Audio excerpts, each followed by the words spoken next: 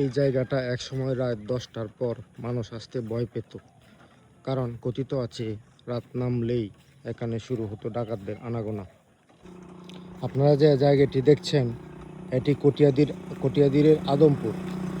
আজ এই জায়গাটিতে শান্ত, সবুজ আর নিরিবিলি। 19 শতকে এই এলাকাটি ছিল ভীষণ ভয়ঙ্কর বলে স্থানীয়দের মুখে শোনা যায়। আর এই জায়গার সবচেয়ে আলোচিত সাক্ষী এই ঐতিহাসিক তেঁতুল গাছ।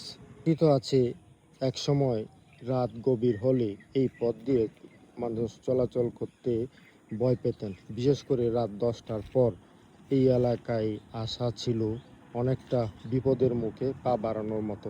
প্রচলিত আছে এখানে নাকি রাতে ডাকাতির ঘটনাও ঘটত। কিন্তু সময় বদলেছে। যে জায়গা এক সময় ছিল আতঙ্কের, আজ সেই জায়গায় গড়ে উঠেছে কটিয়াদি ফায়ার সার্ভিস। ফায়ার সার্ভিস, দোকানপাট আর মানুষের নিয়মিত চলাচল। তবুও এই পুরনো তেঁতুল গাছটি যেন দাঁড়িয়ে আছে ইতিহাসের নীরব সাক্ষী হয়ে। আপনি কি এই জায়গার এমন কোনো পুরনো গল্প জানেন? কমেন্টে জানাতে ভুলবেন না।